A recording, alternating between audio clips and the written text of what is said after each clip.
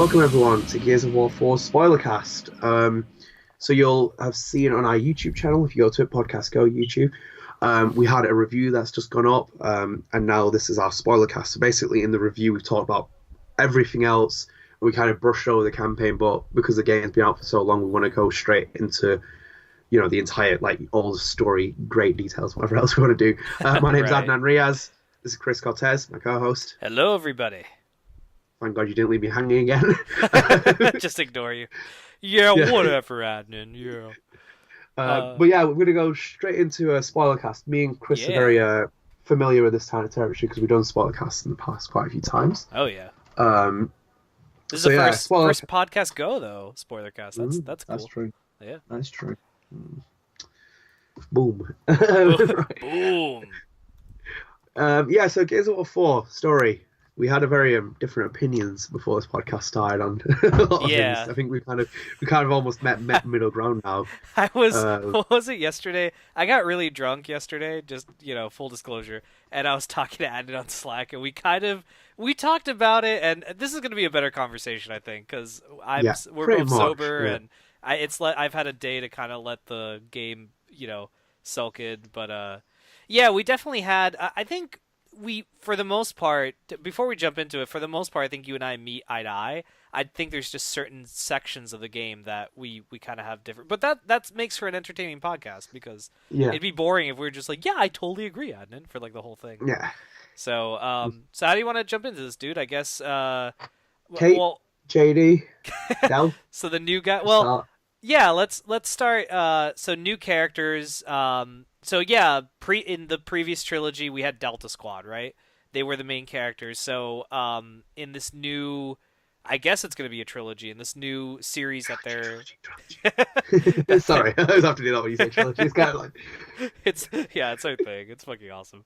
But in this new series that they're doing, starting with Gears 4, we now have, it's not Delta Squad. It's JD, Kate, and Del, or Delmont, but let's just call him Del. Yeah, I mean, dude, on the whole, I like the unit. I like the group. There's that little part. Again, this is a spoiler cast, but when Marcus kind of splits from with them at that one part of the game in Act 3, and it's just the three of them, I kind of like that. Like, it was the first time in the whole game they had been by themselves. I realized that, like, really by themselves, with no other supporting character there, like the uncle at the beginning, or Oscar, or Marcus. And I thought as a group they worked very well. They had a good dynamic. Del is like the smart ass. He's kind of like the Baird, I guess you could call him. JD, I think JD is like a perfect mix of Marcus and Dom in a way. And Kate, oh fuck, who would Kate be? I think Kate's her own character. She's not really Anya. She's not essentially really Anya, but more central to the story this time. Yeah, I think she's like I think- not to take a shit on Anya, but I think she's a smarter Anya or a more interesting Anya. She's definitely not Cole. That's for fucking. That's for sure. Yeah, there's no code in there. So she's her own. She's kind of like a new, kind of entity to the group, and I think as a whole, dude, the group worked really well. There's obviously a lot of room to kind of improve upon them. I think we could both agree Dell was very underwhelming. I did Yeah. not care for him at all. I don't know why. I don't know. I felt like he was like a nicer version of Baird, and that made him boring. If that See, makes any sense. I always felt that they were going for a Marcus Dom relationship with Del and JD Oh, okay. And because that that's totally... that's the kind of. Sorry, yeah, go on. You were saying. No, I was gonna say I don't know if they really achieved that though. That's what I was just about to say. They don't really achieve that, and they don't Yeah. substance it because, the thing is though, because you have a lot of scenes where Marcus turns to Del, saying you're looking after him, whatever else, and he almost treats him like another son. But at the same Yeah. time, them two don't really revel in too much, and they have a lot No. of history. It's still not really kind of embraced completely in the story. You kind of okay, these two guys are together. Obviously, have some important thing, but there's no real context behind it. And you kind of watching them go and do things. You're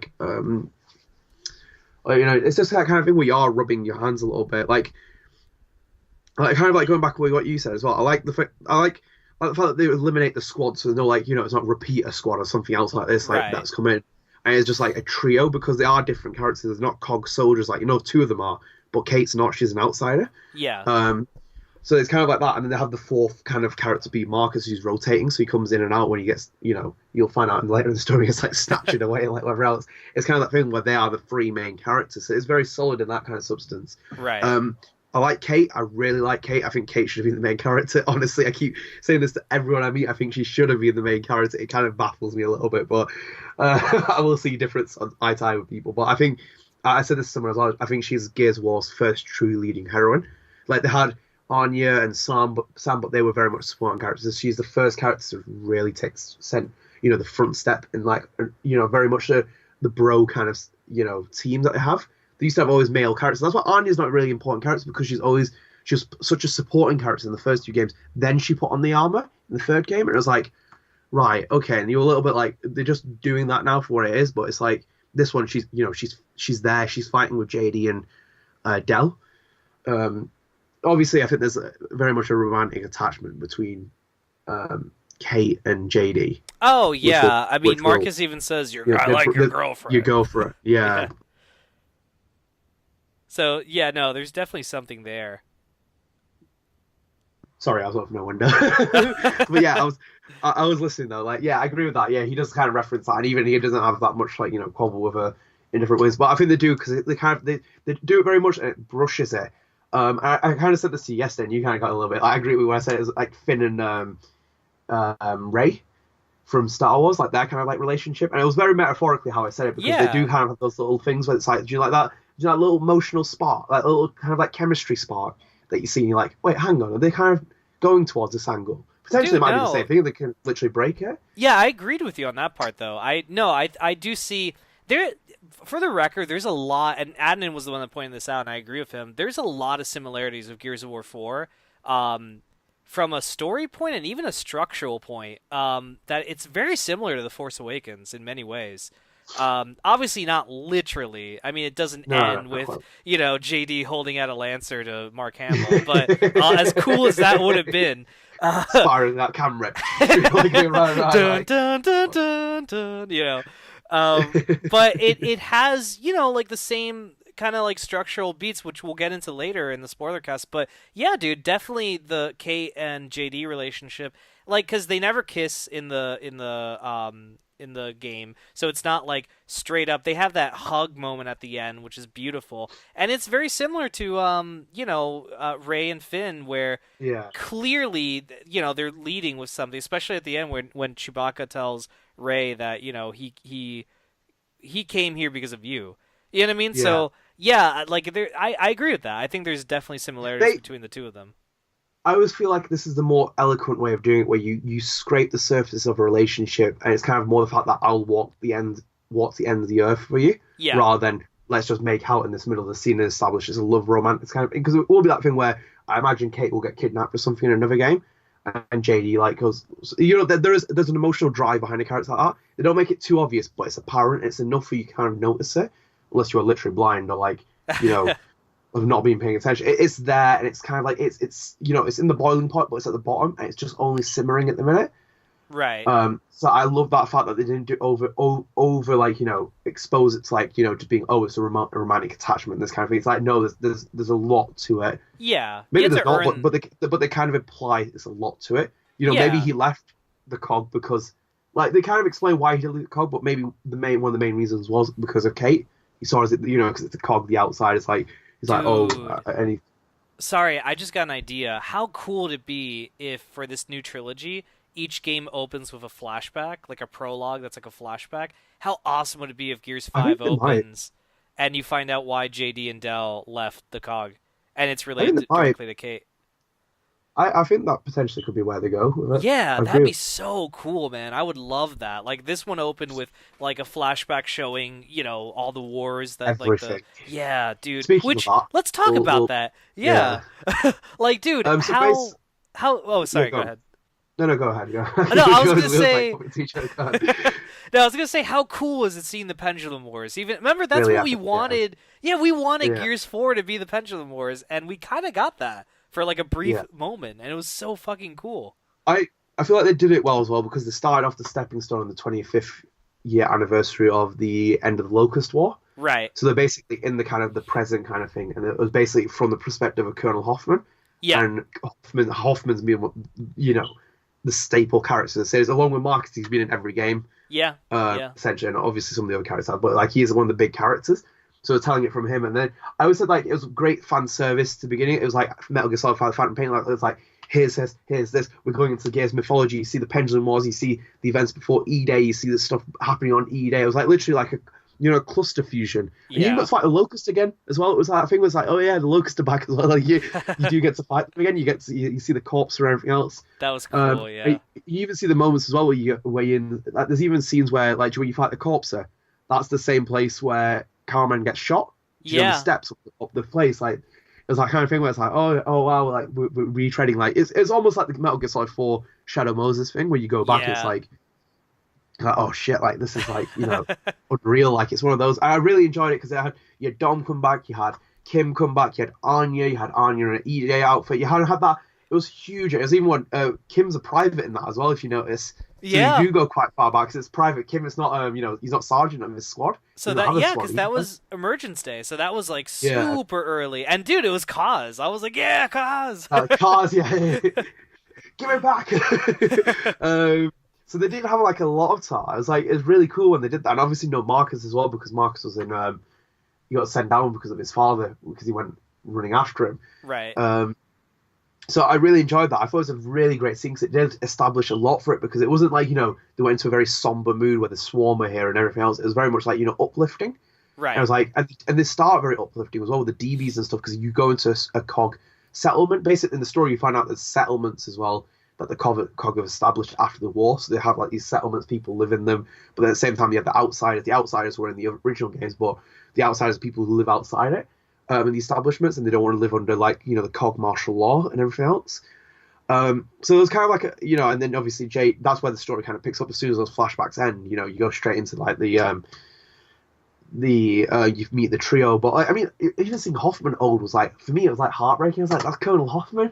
He's always like he used to always be running around fighting people, and he's there like old and aged, and he's kind of like recapping all these events. It kind of did a very effective thing because it established the future of the series. Like, we are the old veterans, the Grizzly. They gave personality and a real kind of like real life kind of characteristics. These characters who are fictional, so you could relate to Hoffman. You kind of feel like you know what, he's like, I've been through this and I've been through with him, but then at the same time, it's the start for a new generation. Right. If you get the feel. Yeah. No, I agree with that. It was great, man. I mean, I think that's something that the Coalition, they get.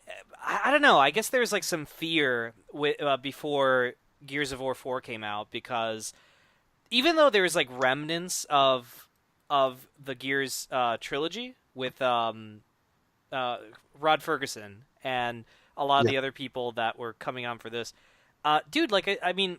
I think I said this on the show, the podcast, a few weeks ago, but when they released the first 20 minutes of the game, the prologue, like, and everything you just said, like, it kind of connects to that. It just, like, it felt right.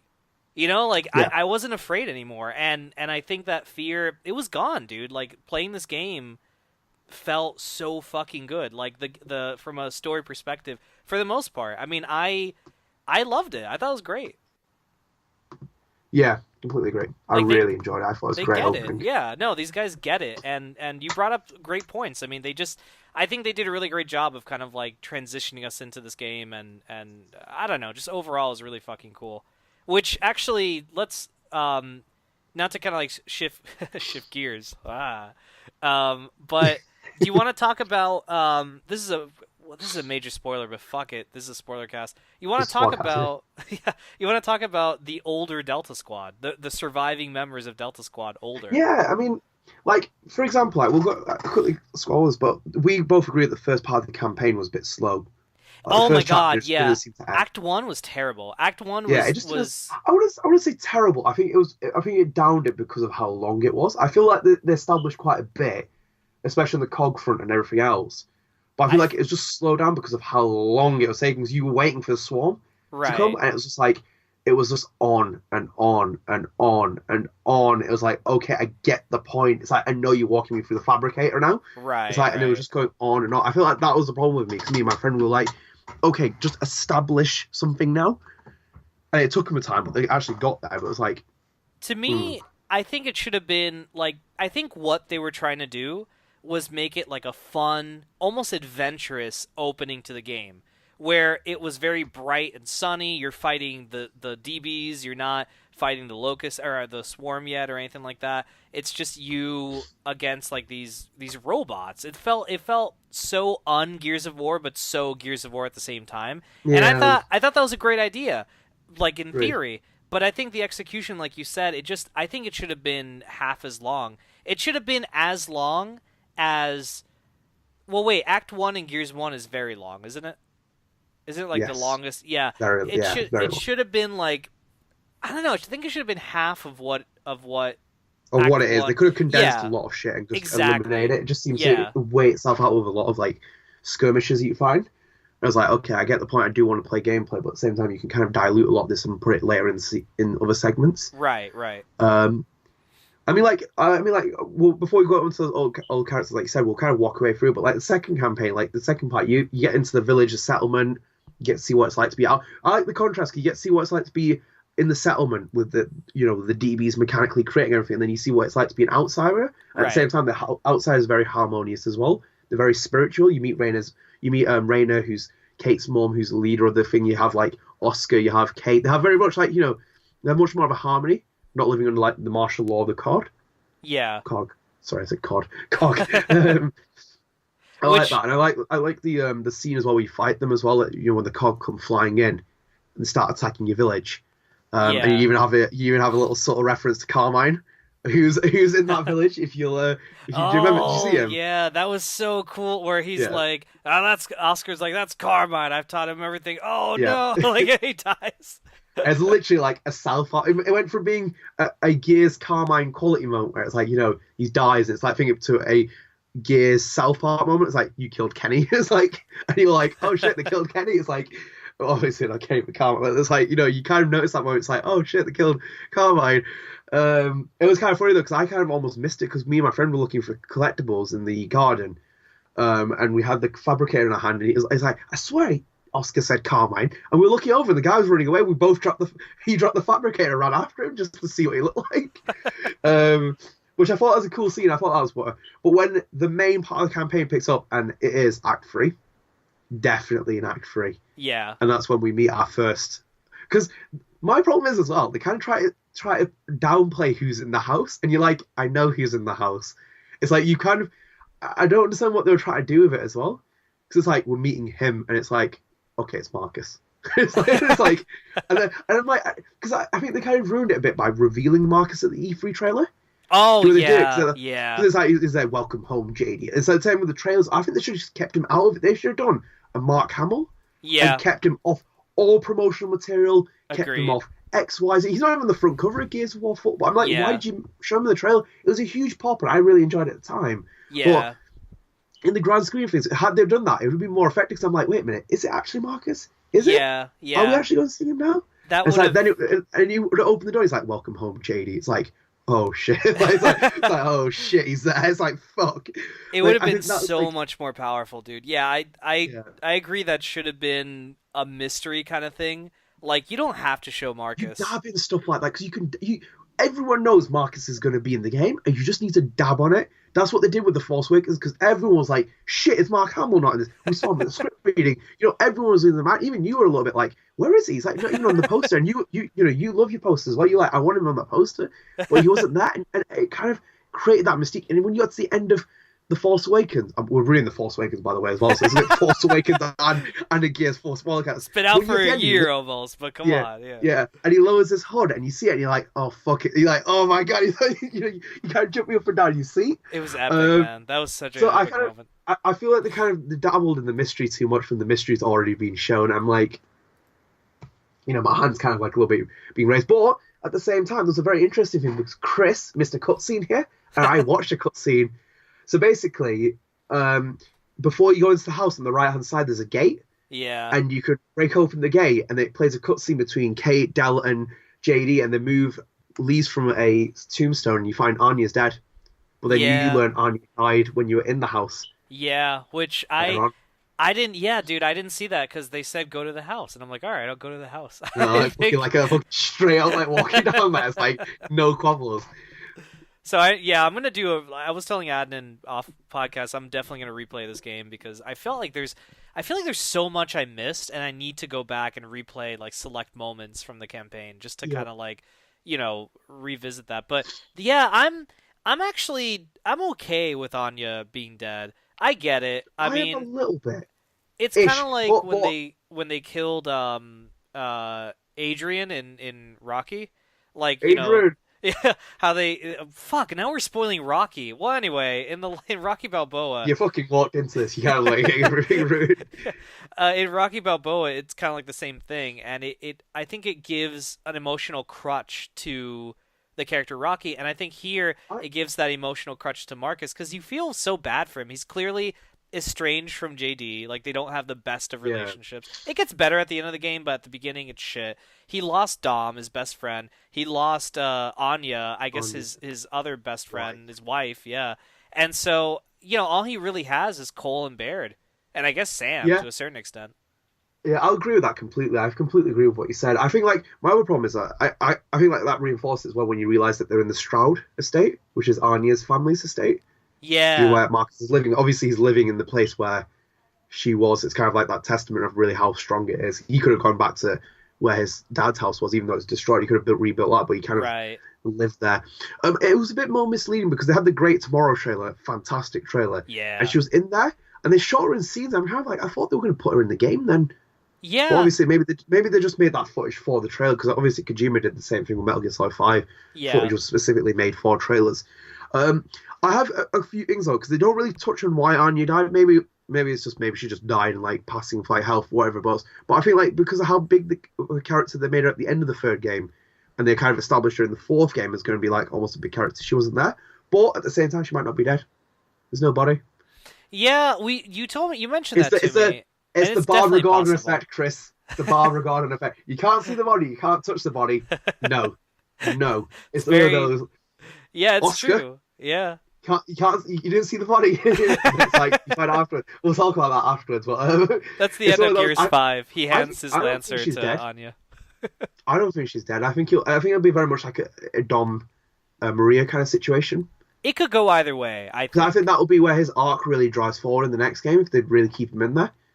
I think it could Marcus go either hasn't got much to fight for. He obviously is his son, but then if you find out Anya's alive, it's like, ooh, it's like, yeah. Oh, dude. Well, to touch before I move on to what I want to talk about, let me touch on that. I think it's possible, dude. I think it's very possible that Anya could be alive. Definitely, I wouldn't put it past them.